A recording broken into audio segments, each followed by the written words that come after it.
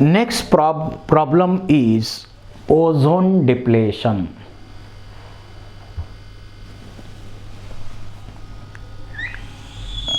जर आपण अर्थचा विचार केला तर या अर्थ भोवती जे ॲटमॉस्फिअर आहे,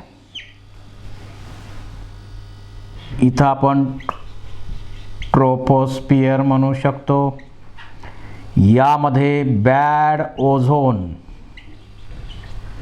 इथं ओझोन असून आपल्याला काही उपयोग नाही, बॅड ओझोन आहे तो. त्याच्यानंतर याच्यावरती आहे स्ट्रॅटोस्फिअर,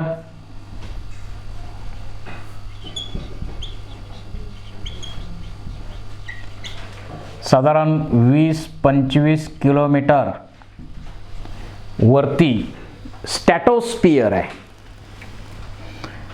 त्याच्यानंतर त्याच्यावरती आहे मेसोस्फिअर आणि त्याच्याही वरती आहे आयनोस्फिअर. तर यापैकी जो स्ट्रॅटोस्फिअर आहे, या स्ट्रॅटोस्फिअरमध्ये म्हणजे 20-25 किलोमीटर इथून वरती 20 ते 25 किलोमीटर, काही ठिकाणी आता 19 किलोमीटर दिलंय, ही रेंज थोडी बदलत राहणारी आहे. तर त्या रिजनमध्ये एक अतिशय महत्त्वाचा थर आहे, या अर्थच्या भोवती हा थर आहे, त्याला आपण म्हणतो ozone layer.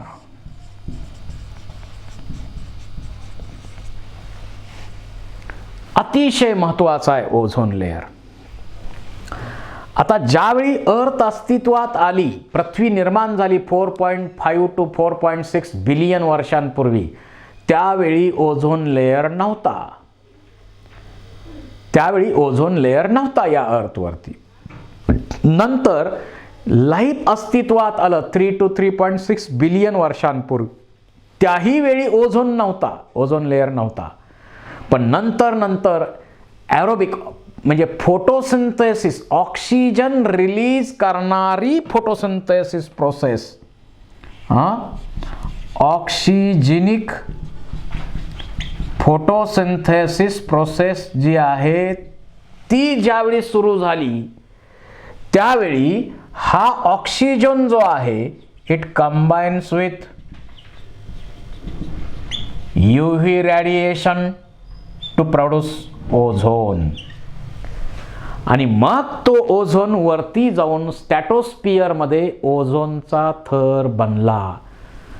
So ozone layer is formed by O2 released during process of oxygenic photosynthesis. म्हणजे vegetation, photosynthesis play an important role in ozone layer formation. आता हा जो ओझोन लेयर आहे,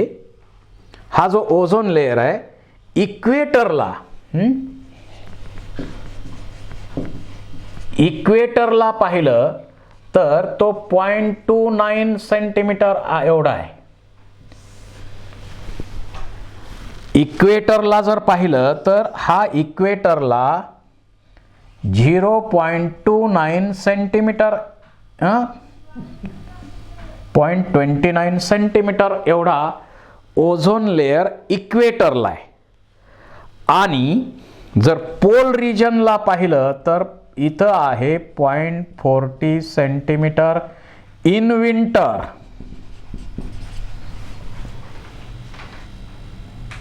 हिवाळ्यामध्ये. तर प्रॉब्लेम काय, ओझोन तर पाहिजेच, पण ओझोन लेयर कशासाठी पाहिजे? हा जो ओझोनचा थर बनलेला आहे, या ओझोनच्या लेयरमुळं होतं काय बघा, यामुळं होतं काय,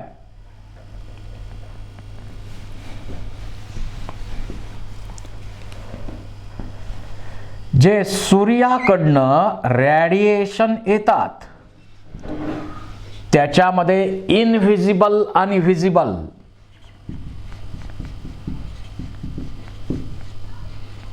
इनव्हिजिबल आणि व्हिजिबल रॅडिएशन दोन्ही टाईपचे रॅडिएशन सूर्याकडनं आपल्या दिशेनं येत असतात. अर्थच्या दिशेनं दोन्ही टाईपचे रॅडिएशन येतात. But invisible radiations are harmful to life. हे लाईफला हार्मफुल आहे. X ray, alpha ray, beta rays, gamma rays, cosmic rays, radio waves, all these invisible radiations are harmful to life.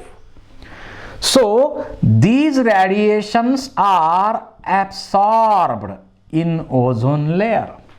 They get filtered. आणि फक्त या अर्थ वरती काय होतंय तर हा गुड ओझोन आहे ना, हा गुड ओझोन आहे. सगळे हार्मफुल रॅडिएशन इथं फिल्टर केले गेले आणि फक्त व्हिजिबल लाईट जो आहे तो अर्थच्या दिशेनं येतो. म्हणजे आपण हे व्हिजिबल रॅडिएशन्स आहेत. व्हिजिबल स्पेक्ट्रम जो आहे तो फक्त अर्थच्या दिशेनं येणार. 380 ते 390 ते 760 nm या दरम्यानची जी रेंज आहे ते रॅडिएशन अर्थवरती फक्त येतात. बाकी सर्व हार्मफुल रॅडिएशन आहेत ते इनव्हिजिबल रॅडिएशन्स आहेत ते इथं ॲब्सॉर्ब केले जातात. त्यामुळं या अर्थवरती जे लाईफ आहे त्या लाईफला प्रोटेक्शन मिळतं. So ozone protect life on earth from harmful radiations. सर्व हार्मफुल रॅडिएशन पासून या अर्थवरती जे लाईफ आहे त्या लाईफला प्रोटेक्शन देण्याचं काम ओझोन करतो. परंतु आत्ता प्रॉब्लेम काय, आत्ता आपल्याकडे प्रॉब्लेम काय तर मोठ्या प्रमाणावरती आपण पोल्युशन करतोय. मोठ्या प्रमाणावरती पोल्युशन होत चाललेलं आहे आणि त्यापैकी काही पोल्युटंटमुळं ओझोन लेअर डॅमेज होत चालला आहे. जसं सर्वात महत्त्वाचं त्यापैकी आहे तर क्लोरोफ्युरोकार्बन. क्लोरोफ्युरोकार्बन आपल्याकडं जे एअर कंडिशनर्स आहेत,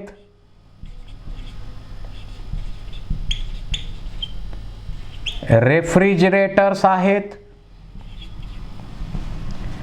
त्याचबरोबर अशा प्रकारचे जे डिव्हाइसेस असतील त्यांच्यामध्ये किंवा एरोसोल ऑफ जेट प्लेन्स या सर्वांमधून काय बाहेर पडतं तर क्लोरोफ्युरोकार्बन बाहेर पडतो.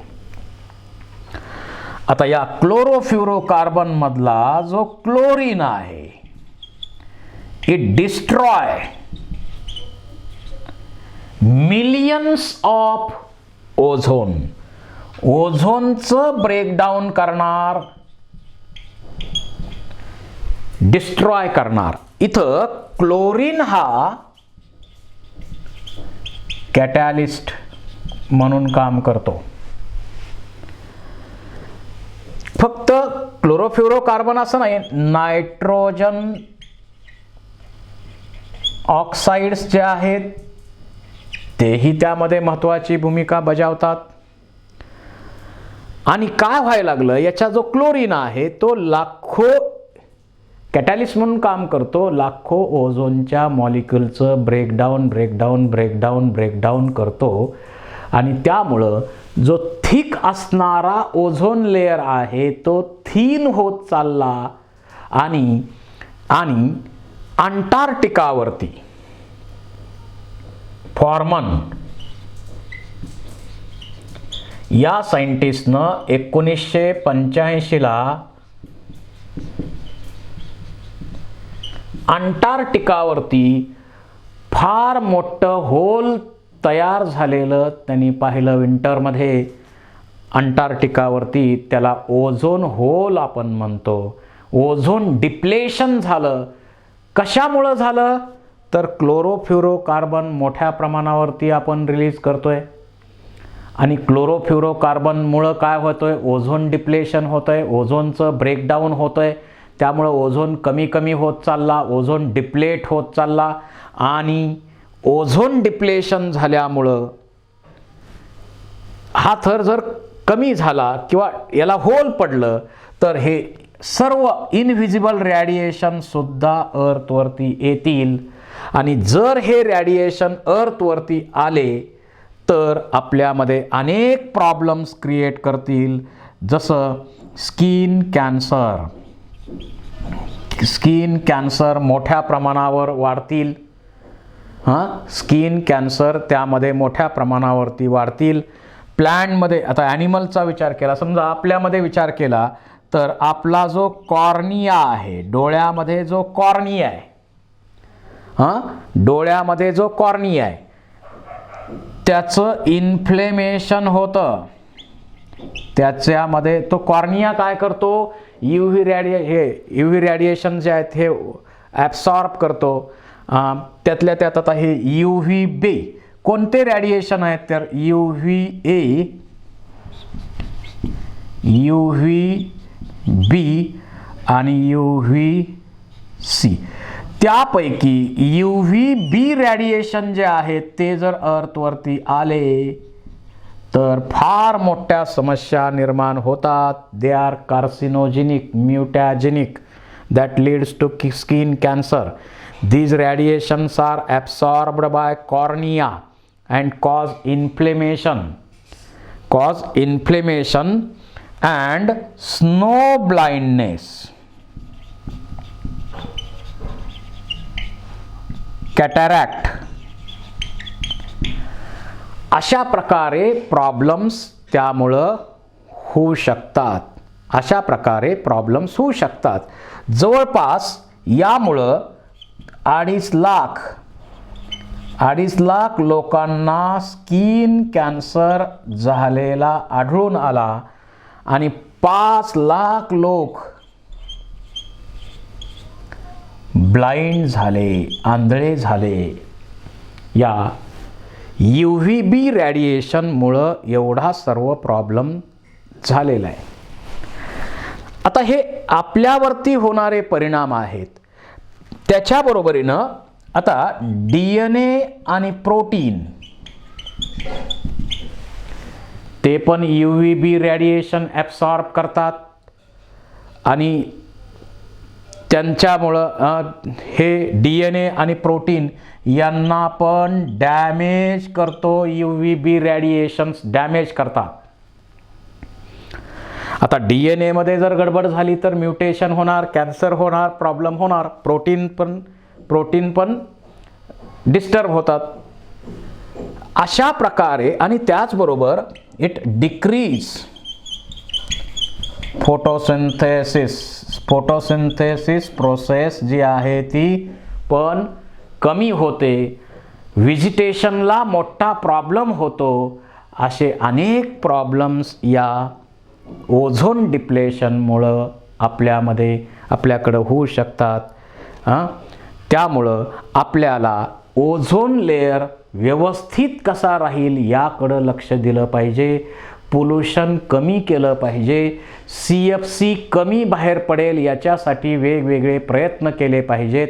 आत्ता आपण AC किंवा रेफ्रिजरेटर जे आहेत ते असे मॉडिफाय केलेत CFC फ्री, क्लोरोफ्लोरोकार्बन फ्री असे आपल्याला अप्लायन्सेस आहेत ते यूज केले पाहिजेत आणि CFC कसा कमीत कमी रिलीज होईल याकडं आपण लक्ष दिलं पाहिजे आणि त्याच्या संदर्भात अनेक प्रयत्न केले. जसं मॉन्टेरियल प्रोटोकॉल,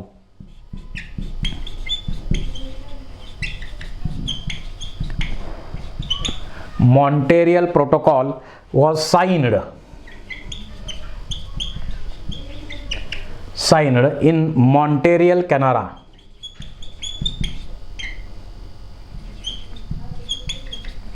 कॅनडा या ठिकाणी 1987ला साईन केलंय. त्याच्यानंतर कायोटो